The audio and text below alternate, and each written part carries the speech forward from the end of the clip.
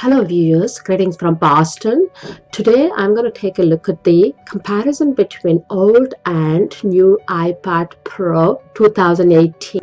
Okay, the new one has a USB-C connector, the old one has a lightning connector.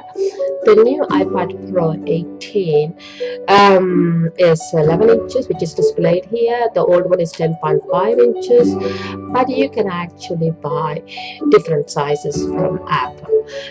The new one is just like a tennis phone. Swiping is easier.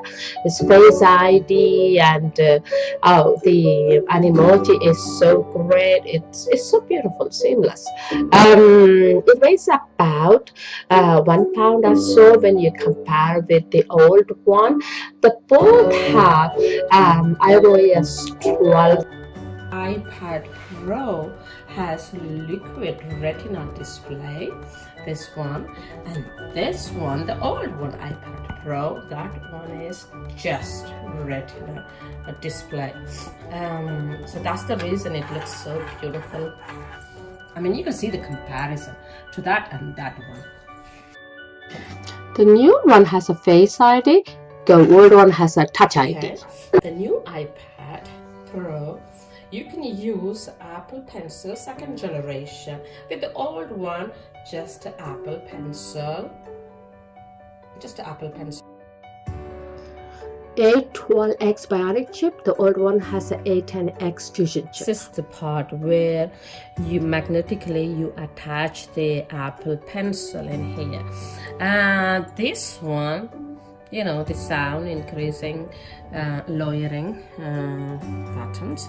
And I think the SIM one is here, which you nano SIM, which you insert it.